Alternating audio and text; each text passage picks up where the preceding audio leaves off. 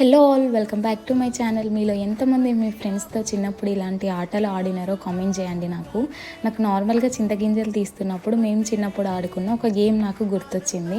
మాకంటే అప్పటి రోజులలో ఫోన్స్ ఉండేవి కాదు. ఈ లూడోస్, క్యాండీ క్రష్ ఇంకా ఉన్నాయి కదా చాలానే గేమ్స్. ఆ గేమ్స్ అసలు మాకేం తెలియదు. అప్పుడు మేము జస్ట్ మంచిగా ఫ్రెండ్స్తో ఇలా గేమ్స్ ఆడుకునేది, చాలా ఆడేది, ఒక్కటనే కాదు.